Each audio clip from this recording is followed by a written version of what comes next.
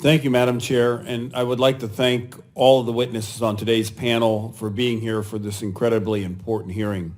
When discussing the issue of education, President George W. Bush said continuing failed policies meant leaving children stuck with the soft bigotry of low expectations. Now when we're discussing anti-Semitism today, we can say that we are facing hard bigotry of soft words. These words come in phrases like boycott, divestment, and sanctions of Israel. Even worse, they come in deafening silence from people in this country when terrorists or bigots physically attack or kill people of the Jewish faith merely because of their religion. Americans must not be silent in the face of this open and ugly bigotry.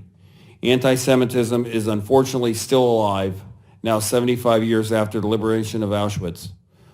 The Simon Wiesenthal Center has produced a list of the worst instances of anti-Semitism, including some as recent as last month during the Hanukkah season.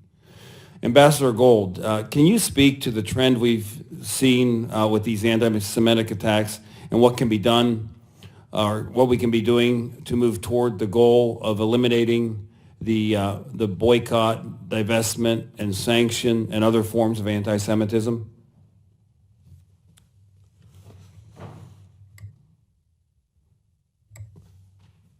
I'm a big believer in knowing who your adversary is.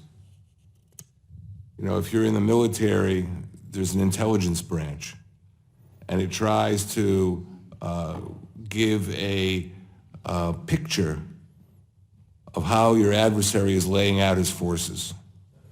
And that's what you have to do in this business too. You have to find out who they are and what they're doing. And many times people don't know, or it's left up to op-ed writers to conjecture where this is coming from. But you can get to it. You can find out. It's important, if you're going to try to figure out where the anti-Semitism is coming from, to have multilingual capacity. When I wrote a book back in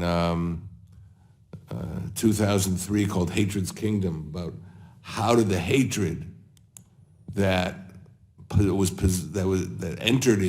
part of the attack on America on 9/11, where did it come from? I hired a team which could actually read off the web some of the most sensitive Arabic information. It was not classified, but people weren't even aware of it. So that's what you have to do. You have to, whether it's in Arabic or it's in Farsi or it's in Urdu, you've got to see where it's coming from. And once you know that, you have a criminal justice system that should operate. And I want to stress something which is obvious probably to everybody here. And that is, when I bring up subjects that sound like the problems of radical Islam, it's not against all Muslims. It's not something that should be misinterpreted. But radical Islam is as much a threat to Muslims as it is to Jews or Christians. Yeah, and I think people that are silent, that silence sometimes might want to consider that some of those may be adversarial too. Mr. Keller, may I just say something? Well, actually, I wanted to get to another point for the ambassador, if I can. President Trump has been at the forefront of this issue, taking actions such as relocating the U.S. Embassy to Jerusalem, recognizing Israel's sovereignty of the Golan Heights, signing an executive order to combat anti-Semitism on college campuses, and just yesterday releasing his blueprint for peace with the Palestinians.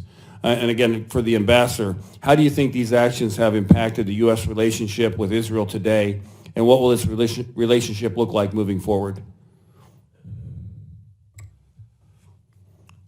I think the actions taken by President Trump are very dear to the Israeli body politic. And we've already built up over the years a strong bond between the American people and the people of Israel. But certainly these actions strengthen that bond and allow us to move forward to build a safer region. Thank you, and I yield back.